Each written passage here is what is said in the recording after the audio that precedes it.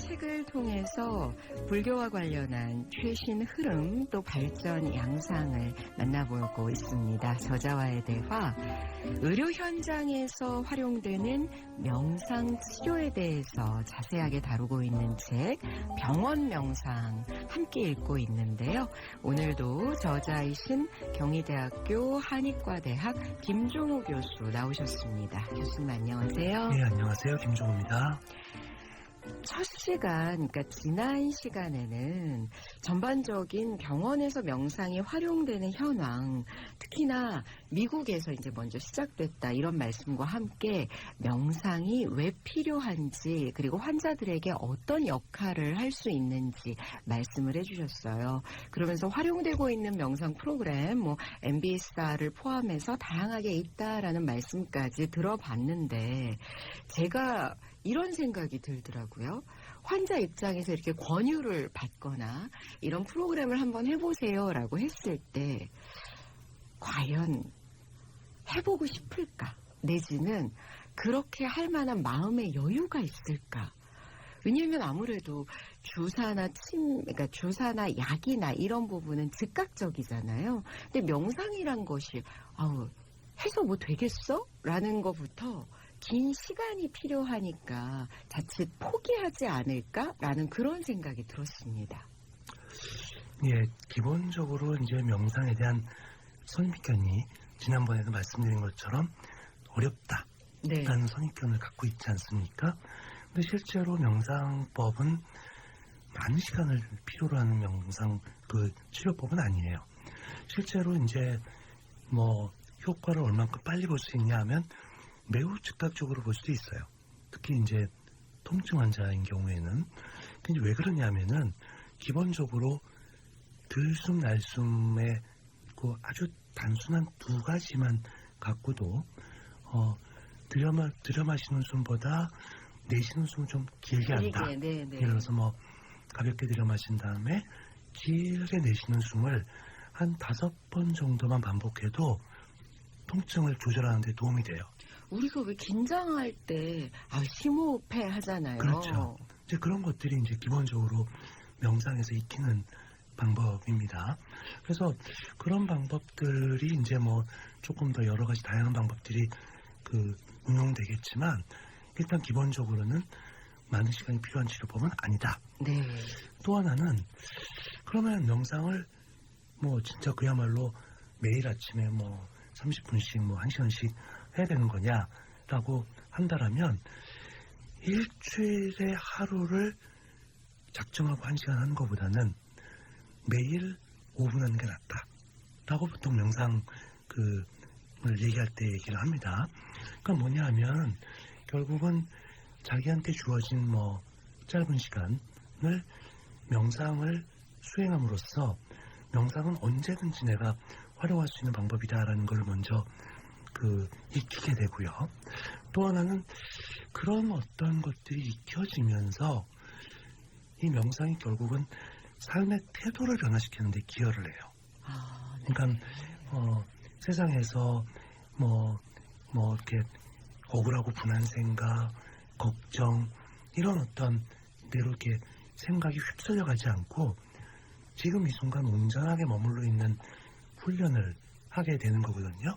그래서 저 같은 경우는 따로 명상 시간을 만약 가질 수 없다고 하더라도 저는 출퇴근을 걸어서 하는데 이제 출근할 때 한 25분, 30분 정도 걷고 또 올 때 그렇게 이제 걷는데 그 걷는 시간에 명상이라는 요소를 집어넣게 되면 굉장히 효과적이죠. 그러니까 호흡에 집중한다거나 아니면 내 걷고 있다는 이것에 지금 현재의 우리 왜 스님들께서도 행선이라고 해서 걸으면서 하시잖아요. 그렇죠. 그러니까 이제 출근할 때는 이제 에너지를 얻기 위해서 주로 가능하면 이제 무엇이 보이나 또 무엇이 들리나라고 해서 이제 마음 챙김의 대상을 밖에다 두고 이렇게 이제 걷기를 하고요. 네.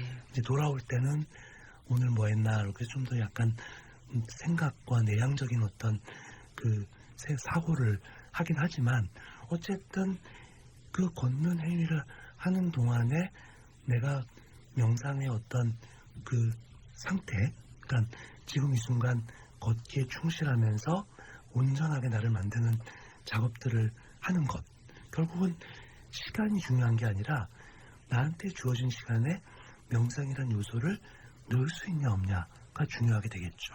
지금 하신 말씀은 뭐 편찮은 분들, 환자뿐만 아니라 우리 모두에게 적용되는 말씀인데, 그렇다면 명상을 통해서 실제로 통증이 완화됐다라든지 좀 환자 상태가 좋아졌다, 이런 것을 과학적인 수치를 통해서 또 설명을 드려야 듣는 분들 입장에서도 아, 그렇군요, 그럼 한번 해볼까요? 이렇게 마음을 내실 거 아니에요? 예. 실제적으로 이제 명상이 과학화되는 과정은 꽤 오래전부터 진행이 됐었고요. 사실은 처음에는 티베트 승려들을 모셔놓고 네. 뭐 실험을 했지만은 요즘은 티베트 승려들을 모시기보다는 사람들이 직접 명상을 한번 해보고 어떤 변화가 있는가를 이제 추적하는 연구들을 더 많이 하고 있는 중이에요. 가장 먼저 이제 확인될 수 있는 거는 이완 효과. 네. 그러니까 어쨌든 간에 긴장 상태에 있는 몸을 충분하게 이완시키는 과정을 이제 명상을 통해서 할 수가 있는 거죠. 그럼 이완 효과는 뭘로 볼 수 있느냐? 첫 번째가 되는 게 이제 뇌파. 그러니까 뇌파라는 것은 기본적으로 이제 긴장이 될수록 그 빈도수가 빨라지고 이완이 될수록 그 이제 빈도수가 느려지게 되는데, 뭐 자연스럽지만 어쨌든 명상을 통하면 뇌파를 충분하게 안정화시킬 수 있다라는 게 되고요.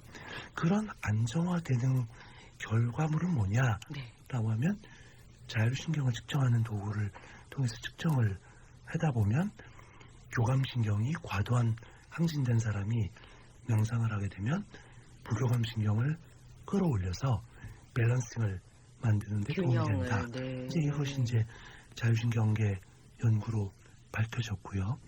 심지어는 이제 뇌과학의 직접적인 연구를 위해서 뭐 FRM 연구, fMRI 같은 연구를 해요. 그 뇌를 영상을 찍어서. 그렇죠. 그러니까 예를 들어서 한번 여쭤볼게요. 우리가 멍 때릴 때, 가만히 멍 때릴 때하고 내가 어떤 그 촛불을 이렇게 쳐다볼 때하고 뇌가 어떨 때 더 휴식을 취하고 있을 것 같습니까? 첫 번째 경우는 정말 그냥 아무것도 안 하고 있는 거고, 두 번째 경우는 요즘 뭐 촛불도 바라보지만 물 바라보기도 하고 바다 바라보기도 하고, 저는 후자가 훨씬 안정적일 것 같아요. 그러니까 뭐냐면 사람이 멍 때릴 때, 난 생각이 아무것도 없어, 난 편안해 라고 멍 때릴 때의 그 기저선, 우리가 디폴트 모드라고 하는데 그 기저선은 뇌가 굉장히 활발히 움직여요. 이 생각 저 생각 뭐 오만자가 잡생각을 한다는 거죠. 네네네. 그러니까 그럴 바에는 차라리 어떤 상태에 머물러 있고 집중하는 게 더 낫다라는 거예요. 그러니까 내가 어떤 것에 아까 뭐 불멍, 네. 물멍 네네. 그런 것처럼 그걸 이렇게 온전히 바라봤을 때 뇌가 실질적인 휴식 상태에 들어간다는 거죠. 우리가 흔히 말하는 멍 때리기 할 때는 이 원숭이처럼 뛰어노는 마음이 가라앉지 않는군요. 그러니까 이제 멍 때리기 대회를 나가실 분한테 미리 말씀을 드리면 멍 하지 마시고 하다못해 앞에 사람 뒤통수라도 무슨 옷을 입고 있나라는 그 브랜드라도 계속 쳐다보면서 뭔가 이렇게 머물러 있는 게 훨씬 오랜 기간 동안 소위 말하는 멍 때리기를 할 수 있는 방법이니까요. 네. 멍 때리기 대회에 나가시는 분은 참고하셔야겠네요. 그다음에 이제 여러 데이터 중에서 면역 기능 활성화에 직접적인 기여를 많이 한다는 겁니다. 네. 그래서 여러 가지 어떤 호르몬이라든가 면역 세포들이 활성화되는 데 있어서 기여하는 게 명상의 효과다. 이렇게 설명이 되죠. 네. 지금 막 불안할 때 심호흡하면 일시적으로 마음이 가라앉는 것처럼 그런 이완 작용에서부터 또 교감신경, 부교감신경의 균형을 맞춰주고 더 나아가서는 면역 기능을 높여주는 것까지 이렇게 쭉 열거하다 보니까 명상 정말 만병통치 효능이 있는데 이런 생각도 잠시 해봤는데요. 이렇게 좋은 거를 해야 하잖아요. 그러면 명상을 통해서 어떤 과정을 거치기에 환자가 이 명상의 어떤 효능, 효과를 보게 될까 싶거든요. 그러니까 명상을 하면 자기 어떤 상황을 새롭게 바라보게 되는 건가요? 아니면 뭐 그러니까 우리가 지금 이제 그 명상을 공부할 때 네. 명상을 어떻게 공부하는 게 좋을까라고 하면 그 옛날 같으면 뭐 절에 들어가라. 네. 이렇게 얘기를 할 수가 하셨죠. 있겠죠. 네네. 근데 이제 요즘 들어와서의 어떤 명상의 트렌드는 가급적이면 명상을 좀 과학적으로 체계적으로 한번 공부해봐라 라고 얘기를 하게 됩니다. 이제 명상을 공부하는 방법은 뇌과학을 통한 공부와 심리학을 통한 공부가 있을 수 있어요. 그러니까 주로 이제 심리학은 뇌에서 벌어지는 현상을 심리학 현상으로 설명함으로써 내 마음이 이렇게 변하는구나라는 걸 이해해가면서 명상을 공부하는 방법이고요. 뇌과학의 방법은 명상을 하니까 뇌가 이렇게 변하는구나라는 걸 이해하면서 하게 되는 거죠. 그래서 만약 뭐 정말 뇌과학 갖고 연구를 명상을 공부하려면 뇌 사진을 이렇게 앞에다 딱 보면서 명상을 할 수 있어요. 근데 이제 앞서도 말씀을 드렸지만 1차적인 목표는 이완의 목표니까 우리가 이제 뇌파 기계를 달고 찍으면 확실하게 뇌파가 점점 느려지는 것을 확인할 수가 있어요. 근데 재미난 거는 우리가 자면 뇌파가 느려지잖아요. 네. 근데 자는 뇌파는 막 이렇게 빨리 뛰다가 툭 떨어져요. 근데 명상 뇌파는 서서히 계속해서 내려가게 만드는 거죠.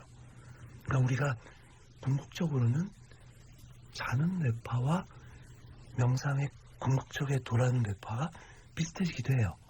그래서 그러면 뭐 자는 게 명상과 똑같지 않냐 그러면 맞습니다. 잘 수 있다면 명상을 잘 하시는 거예요. 그러니까 처음에 명상을 공부하는 사람들이 나 명상하면 자꾸 졸려요 라고 얘기를 할 때 뇌과학적인 입장에서 보면 잘 하시는 겁니다. 당신은 긴장 상태에서 이완으로 들어가는 겁니다 라는 거죠. 그러니까 실제로 만약 여러분들이 레드선 해가지고 잘 수만 있다면 최고로 명상을 잘 하시는 분이에요. 내가 지금 번뇌와 고통과 괴로움에서 탁 해서 잠을 딱 잘 수 있다면 그건 굉장한 고수죠. 근데 명상은 어쨌든 그렇게 하는 수면을 취하는 것을 의도적으로 그러니까 아까 말한 대로 툭 떨어지는 것이 아니라 서서히 떨어져서 그 상태에 이르게 되는 그런 것들을 이제 실현하게 되는 거를 볼 수가 있죠. 그 다음에 이제 뭐 앞서도 어떤 뭐 불멍 또 물멍 이런 얘기를 한 것처럼 실제로 어떤 부위에 이렇게 집중을 쭉 하게 되면 우리 몸에서 특히 전두엽 분야가 자기의 어떤 의식을 이렇게 지배하는 오케스트라 역할을 하기 때문에 그렇게 이제 어떤 하나에 머물러 있는 상태를 지속시킬 수 있게 되면 자기를 통제할 수 있는 힘이 더 강해지는 거죠.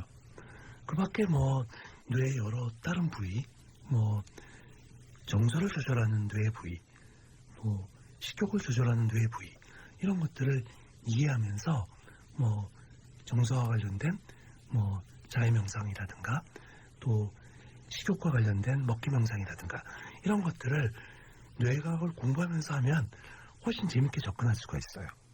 그러니까 우리가 식욕을 높이기 위해서 가장 먼저 해야 되는 거는 입에 침이 고여야 되거든요. 그 왜 환자분들 중에는 식욕 떨어져서 힘들어하시는 분들도 많이 계시잖아요. 그렇죠. 또 그런 분들한테는 이런 명상이 필요하겠네요. 그렇죠. 그러니까 네. 먹기 명상 같은 것도 내가 직접 지금 음식을 먹지 않다 하더라도 먹는 행위 혹은 먹는 느낌, 먹는 기쁨에 머물러 있게 만들어주면 자연스럽게 침이 싹 고이게 되죠. 그러니까 그런 것들은 네. 뇌 가운데서도 뇌간을 자극하는 명상이 되는 거예요. 와, 사실 이 명상이란 것이 굉장히 무궁무진한 분야라서 뭐 더 여쭤본다면 다양한 설명을 들을 수 있겠습니다만 제가 그럼 너무 통증에 시달리고 있는 환자의 입장에서 이제 교수님께 여쭤볼게요. 아니 제가 이렇게 맨날 아픈데 뭐 여기저기 쑤시고 아파서 잠도 잘 안 오고 자다가도 잘 깨고 그러면은 뭐 명상한다고 뭐가 달라져요, 교수님? 이렇게 여쭤보면 뭐라고 대답을 해주시겠어요? 그러니까 우리가 이제 통증을 직접적으로 조절하기 위해서는 들숨과 날숨만 갖고도 긴장과 이완을 도모해서 통증을 직접 조절할 수 있어요. 네. 그건 이제 통증을 조절하는 것. 또 하나는 우리가 고통을 갖고 있는 사람들은 고통을 객관화하지 못해요. 그러니까 네. 나는 아파 죽겠어, 힘들어 죽겠어 라는 아픈 나로 자기를 규정해버리는 거죠. 그렇죠. 그래서 명상을 하는 목표 중에 하나는 내 지금의 통증의 점수는 어떤가, 내 지금의 통증의 양상은 어떤가 라는 거를 관찰을 하는 거예요. 그러니까 그냥 아파가 아니라 그렇죠. 어느 부위가 뭐 3만큼 아파, 그렇죠. 5만큼 아파 네. 이렇게요. 그렇게 이제 규정을 하고 그 다음에 뭐 운동을 하던 어떤 뭐 명상을 하던 이런 어떤 행위를 하셔서 쭉 지켜보면 그 통증도 변화를 한다는 거예요. 그러니까 아픈 나가 아니라 아플 때도 있는 나가 되는 거죠. 어떨 땐 통증이 3이지만 어떨 땐 1이기도 하고. 또 더 심해지기도 네, 하고. 네, 네. 그러니까 그렇게 자신의 고통에 대해서 객관적으로 바라볼 수 있는 시각을 갖게 되면 그 고통에 함몰되지 않는다는 거예요. 그게 중요하겠네요. 그렇죠. 그래서 명상에서 마음챙김 명상을 통찰 명상이라고 그러지 않습니까? 네, 네. 그러니까 통찰이란 건 결국 뭐냐 하면 내가 지금 이 순간 나의 상태에 대한 깨달음과 연관되는 거예요. 그런데 그 깨달음이 뭐 아팠던 나, 아픈 나로 자기를 디파인 해버리면 이제 거기에 그냥 함몰돼 버리는 거죠. 네. 거기로부터 벗어나게 하는 게 명상이다. 이렇게 보면 됩니다. 왜냐하면 좀 개인적인 말씀입니다만 저희 어머니가 늘 어디가 아프다고 하시거든요. 뭐 머리가 아파, 뭐 어디가 쑤신다. 그래서 그러면 뭐 이렇게 해보세요, 저렇게 해보세요. 근데 아픈 분, 편찮은 분들은 모든 게 다 귀찮은 거예요. 그래서 내가 늘 뭐 아프지 이렇게 말씀을 하시는 걸 보면서 저걸 좀 안타깝다라는 생각이 들었었거든요. 그러니까 특별히 어떤 질병을 갖고 계시지 않아도 연세가 들면서 노화와 함께 또 자연스럽게 통증이 찾아오는 거잖아요. 그러니까 이제 우리가 그 마음챙김 명상 가운데 바디 스캔이라는 방법이 있는데 네네.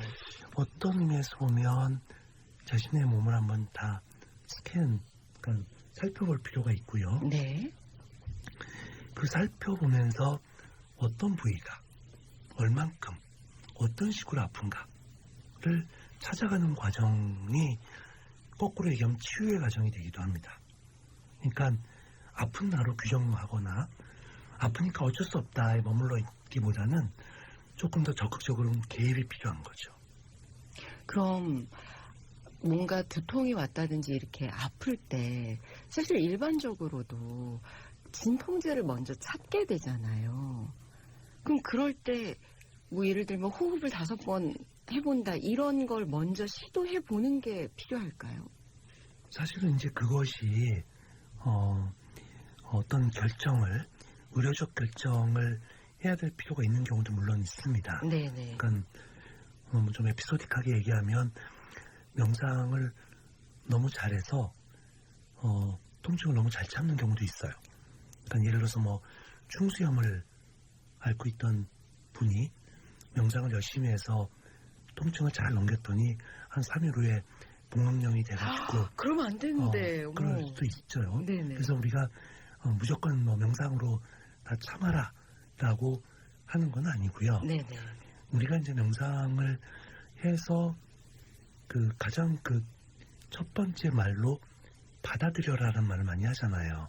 그러니까 내가 갖고 있는 고통을 내가 관찰해서 내가 내 어떤 역량으로 받아들일 정도에 속하느냐 아니냐를 찾아보는 작업도 이제 명상의 과정 중에 하나고요. 네.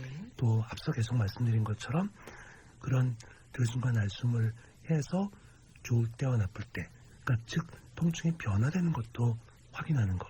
네. 또 그런 변화가 된다라면 어떨 때 더 편해지냐를 찾는다면 의도적으로 그 상태를 만들어갈 수 있냐.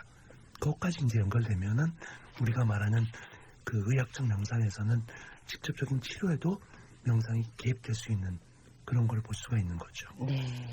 일단 기본적으로는 이제 병원에 가서 진단을 받는 것이 가장 먼저이겠습니다만 그 이후에는 내가 스스로 적극적으로 내 몸을 돌볼 수 있는 차원에서 이제 병원 치료와 함께 명상이 필요하다라는 말씀이신데 오늘 이 시간 마무리하기 전에 교수님께서 마음 챙김 명상의 7가지 태도를 적어 두신 부분이 있는데 이 부분이 결국은 어떤 환자 입장에서 명상을 하는 방법이 되지 않을까, 참고가 되지 않을까라는 생각에서 이제 소개를 해드리려고요. 먼저 판단하지 말고 인내심을 갖고 초심을 유지하고 믿음을 갖고 애쓰지 말고 수용하고 내려놓아라. 근데 이러한 태도가 결국은 나를 객관화해서 바라보는 태도란 말씀이시죠? 그러니까 결국은 수용적인 태도를 지속적으로 가질 수 있으면서 너무 애쓰지 말고 또 명상을 처음 시도했던 마음을 꾸준히 유지하는 것이 명상을 잘할 수 있는 방법이 되는 거죠. 네. 저자와의 대화, 오늘도 경희대학교 한의과대학 김종우 교수의 말씀 들어봤습니다. 잘 들었습니다. 네, 감사합니다.